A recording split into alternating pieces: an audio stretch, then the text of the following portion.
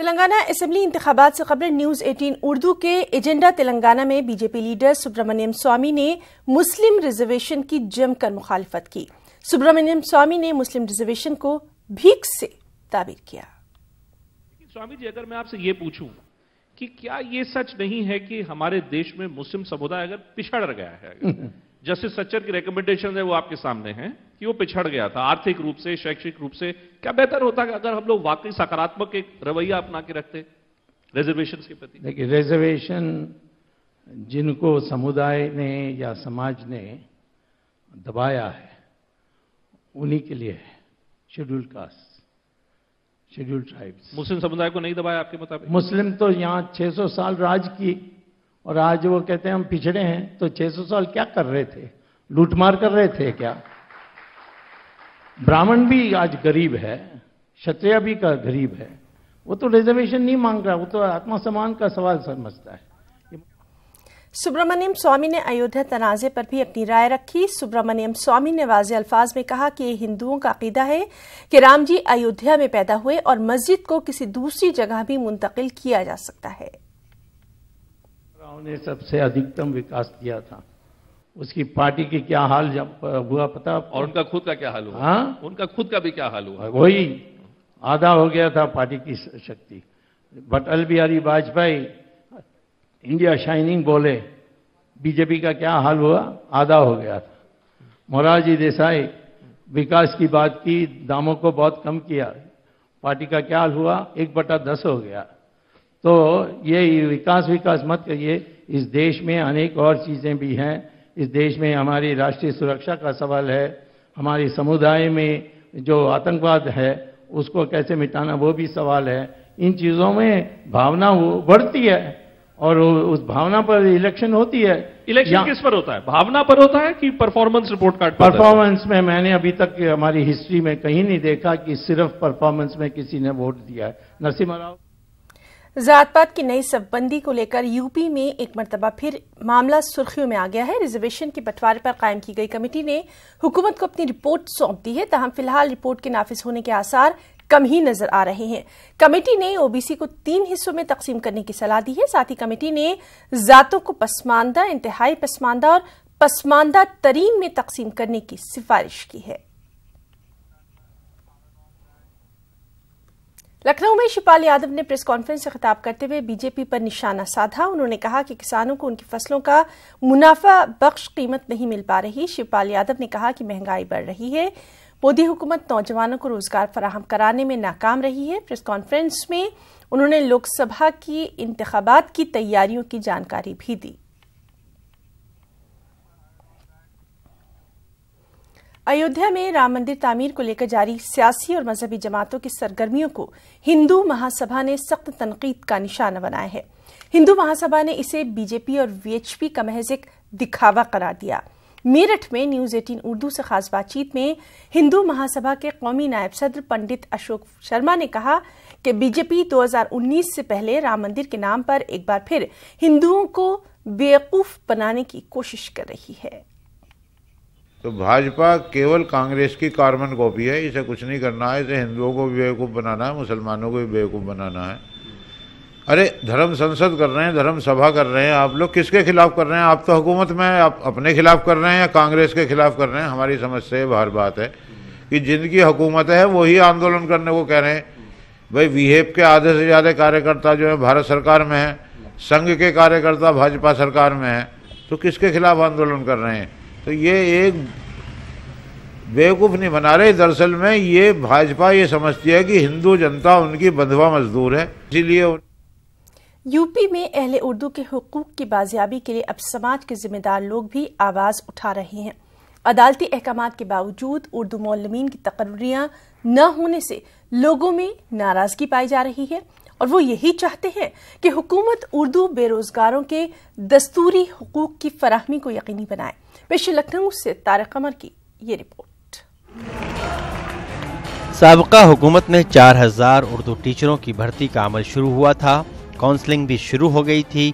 लोगों को जो उम्मीद थी कि जल्द ही उनकी परेशानियां दूर हो जाएंगी, लेकिन हुकूमत तब्दील हुई और फिर यह अमल भी रोक दिया गया।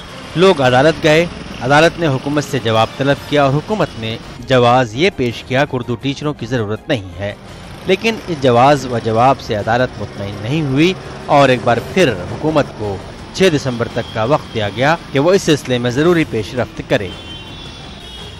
कि उर्दू किसी धर्म विशेष या किसी उससे जुड़ी नहीं, यह हमारे देश की भाषा है, हमारे देश की ज़बान है। हिंदी और उर्दू को बहने कहा जाता है और उर्दू के लिए जब क्रिएट कर दी गई थी 4000 वैकेंसीज, तो उन 4000 लोगों, नौजवानों के बारे में सोचा जाना चाहिए कि वो किसी भी उसके समुदाय के हों।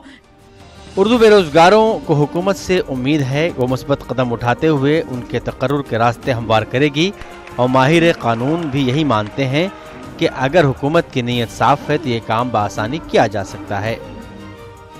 हम भी यही चाहेंगे कि हमारे जो ये बेरोजगार हैं, हम लोग 4000, तो इन लोगों का भी जो मकसद है, इतने दिन से स्ट्रगल हो रहा है, तो वो सारे हम लोग कामयाब हों। कि सरकार भी कानून को मानने वाली है, कानून को जानने वाली है, इसलिए वो भी अदालत की अवहेलना अब नहीं करेगी। उम्मीद है हमें पूरी अदालत हमारे जो 4000 उर्दू भर्ती के आवेदक हैं उन्हें निराश नहीं करेगी। और कोर्ट ने माजी में भी ऐसे फैसलों को सेटिसाइड किया है कि जहां पर बगैर किसी जवाज़ के तकर्रुरी के अमल को रोक दिया गया।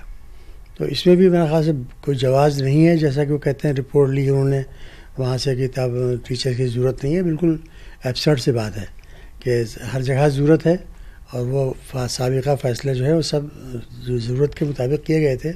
ये सिर्फ उर्दू से नफ़रत या उर्दू से की मुखालफत की वजह से उर्दू का जो अमल रोका गया है। तो मुझे उम्मीद है पूरी कि हाई कोर्ट में इंशाल्लाह इस सिलसिले में कामयाबी मिलेगी उर्दू टीचर्स को।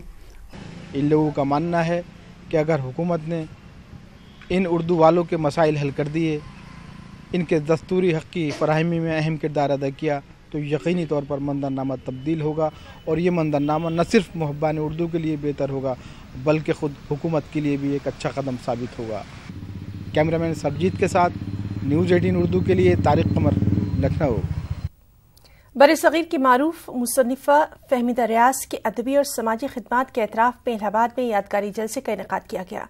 अंजुमन तरक्की पसंद मुसन्निफ़ीन की जानिब से मुनक़िद हुए इस अदबी जलसे में हिंदी और उर्दू के अदीबों ने शिरकत की। इन्होंने कहा कि फ़हमीदा रियाज पूरी जिंदगी अपने कलम के जरिए अमन के क़याम के लिए जद्दोजहद करती रही। उन्होंने पाकिस्तान में रहते हुए भी जिस तरह ख़वातीन के हुकूक़ और समाजी इंसाफ की आवाज़ उठाई, उसकी मिसाल उर्दू अदब में बहुत ही कम दिखाई देती है।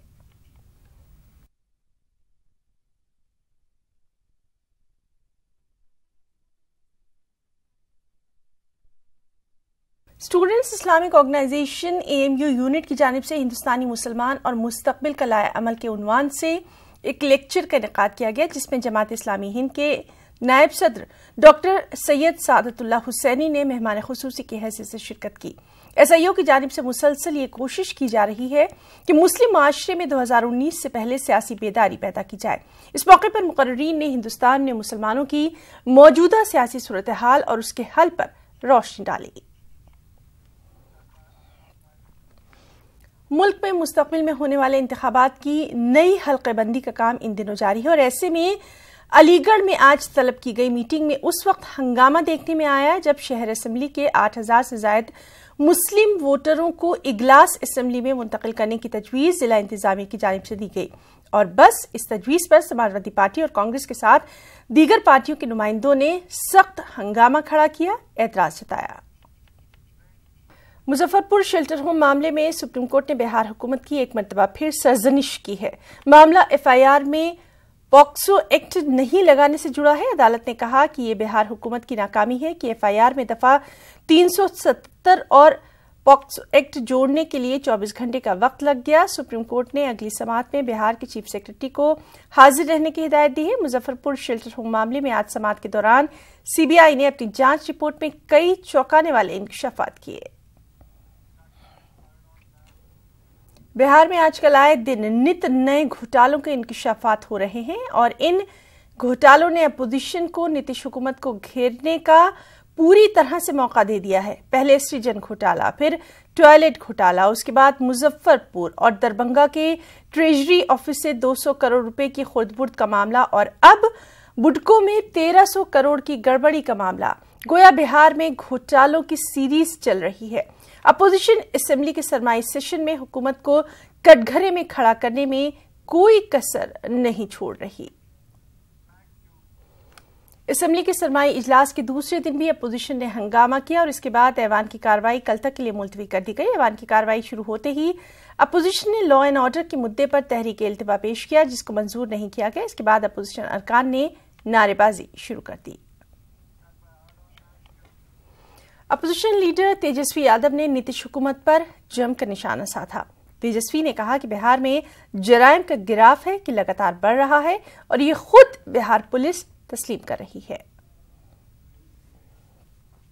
होम मिनिस्ट्री जब बिहार के पुलिस जब मान रहा है कि बिहार में अपराध बढ़ा है, केंद्र में अगर सीआरबी की रिपोर्ट अगर आती है कि अपराध जो है बिहार में दुगुना हुआ है 1 साल के अंदर, तो बिहार के मदरसों के असातिज़ा का एहतजाज जारी है।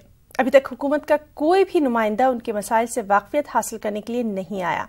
हालत यह है कि जेडीयू के मुस्लिम लीडर जो जेडीयू के लिए मुस्लिम वोट की राहें हमवार करते हैं, उन्हें भी मालूम नहीं कि पटना के गर्दनी बाग में मदारिस के असातिज़ा स्कूलों के असातिज़ा की तरह मसावी मुराद को लेकर हुकूमत के खिलाफ एहतजाज कर रहे हैं। जेडीयू के कौमी जनरल सेक्रेटरी मौलाना गुलाम रसूल बलियावी के मुताबिक मुसलमानों ने उनकी पार्टी को वोट नहीं दिया, बावजूद इसके जेडीयू मुस्लिम मसाइल को हल करने की कोशिश कर रही है।